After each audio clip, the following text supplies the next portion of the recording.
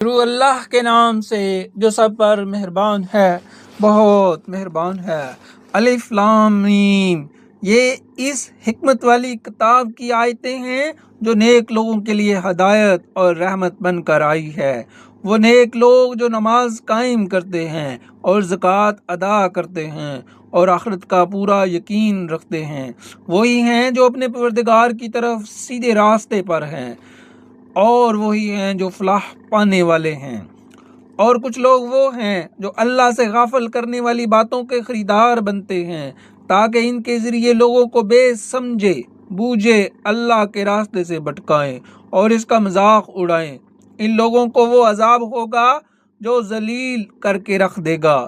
اور جب ایسے شخص کے سامنے ہماری آیتیں پڑھ کر سنائی جاتی ہیں تو وہ پورے تکبر کے ساتھ منہ موڑ لیتا ہے جیسے انہیں سنا ہی نہیں، گویا اس کے دونوں کانوں میں بہرا پن ہے، لہٰذا اس کو ایک دکھ دینے والے عذاب کی خوشخبری سنا دو۔ البتہ جو لوگ ایمان لے آئے اور انہوں نے نیک عمل کیے، ان کے لیے نعمتوں کے باغات ہیں جن میں وہ ہمیشہ رہیں گے۔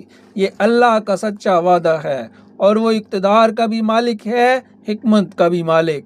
اس نے آسمانوں کو ایسے ستونوں کے بغیر پیدا کیا جو تمہیں نظر آ سکیں، اور زمین میں پہاڑوں کے لنگر ڈال دیے تاکہ وہ تمہیں لے کر ڈگمگائے نہیں، اور اس میں ہر قسم کے جانور پھیلا دیے، اور ہم نے آسمان سے پانی برسایا، پھر اس زمین میں ہر قابل قدر قسم کی نباتات اگائیں۔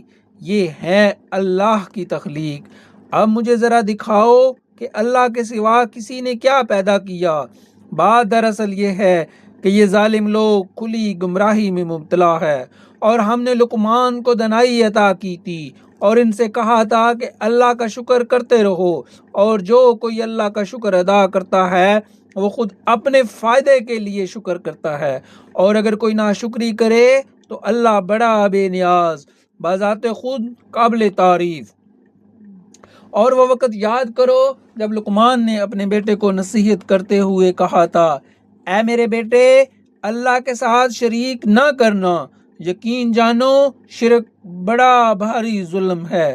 اور ہم نے انسان کو اپنے والدین کے بارے میں یہ تاکید کی ہے کیونکہ اس کی ماں نے اسے کمزوری پر کمزوری برداشت کر کے پیٹ میں رکھا، اور 2 سال میں اس کا دودھ چھوٹتا ہے کہ تم میرا شکر ادا کرو اور اپنے ماں باپ کا، میرے پاس ہی تمہیں لوٹ کر آنا ہے۔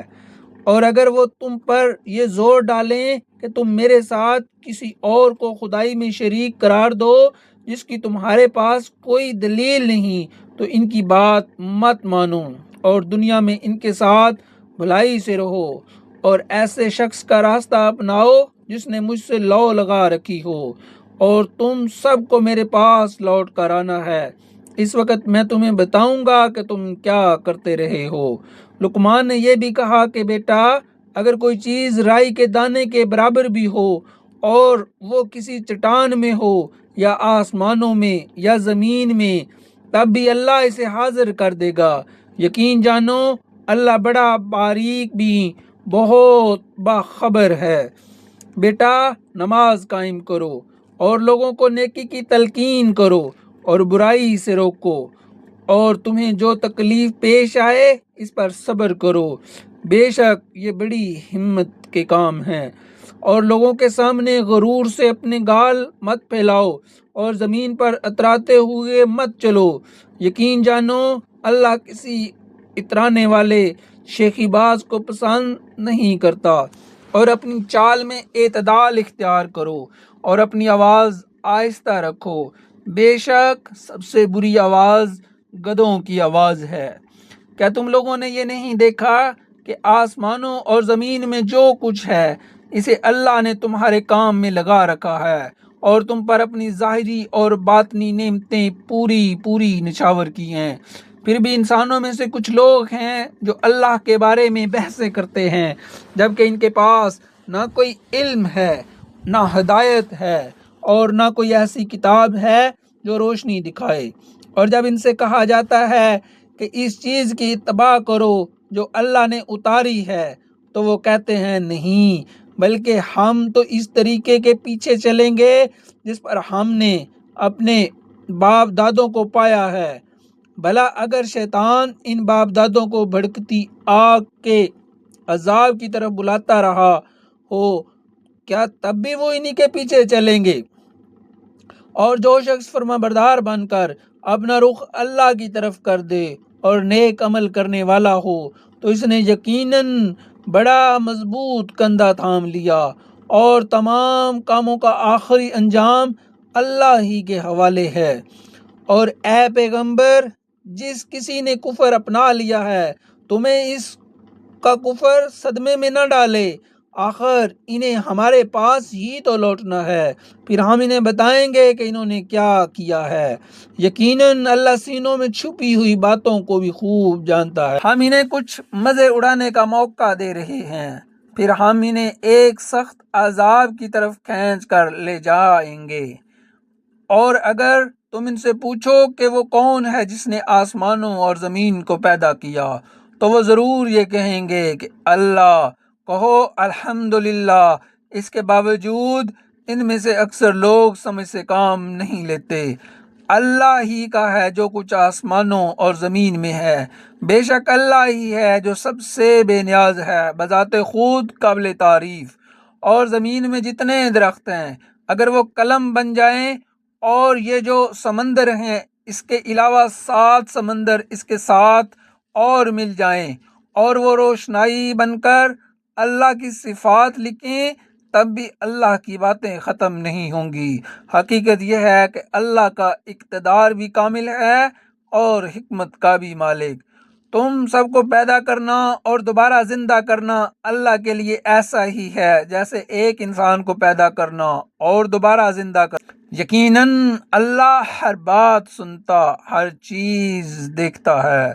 کیا تم نے نہیں دیکھا کہ اللہ رات کو دن میں داخل کر دیتا ہے اور دن کو رات میں داخل کر دیتا ہے، اور اس نے سورج اور چاند کو کام میں لگا رکھا ہے کہ ہر ایک کسی متعین مدت تک رواں دواں ہے۔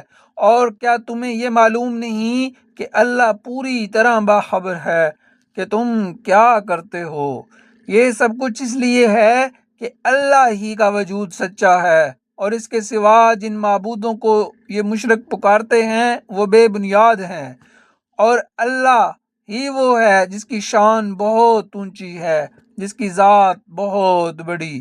کیا تم نے نہیں دیکھا کہ کشتیاں سمندر میں اللہ کی مہربانی سے چلتی ہیں تاکہ وہ تمہیں اپنی کچھ نشانیاں دکھائے؟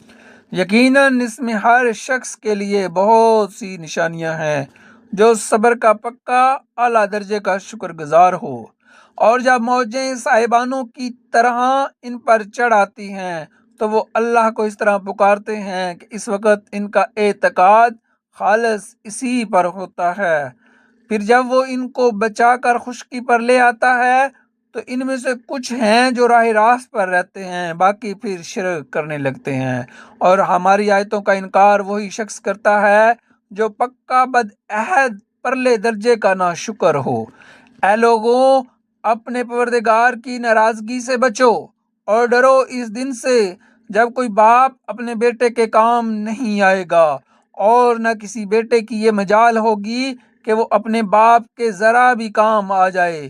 یقین جانو کہ اللہ کا وعدہ سچا ہے، اس لیے ایسا ہرگز نہ ہونے پائے کہ یہ دنیاوی زندگی تمہیں دھوکے میں ڈال دے، اور ایسا ہرگز نہ ہونے پائے کہ وہ شیطان تمہیں اللہ کے معاملے میں دھوکے میں ڈال دے، جو سب سے بڑا دھوکے باز ہے۔ یقیناً قیامت کی گھڑی کا علم اللہ ہی کے پاس ہے، وہی بارش برساتا ہے، اور وہی جانتا ہے کہ ماؤں کے پیٹ میں کیا ہے، اور کسی متنفس کو یہ پتہ نہیں ہے کہ وہ کل کیا کمائے گا، اور نہ کسی متنفس کو یہ پتہ ہے کہ کون سی زمین میں سے موت آئے گی۔ بے شک اللہ ہر چیز کا مکمل علم رکھنے والا، ہر بات سے پوری طرح باخبر ہے۔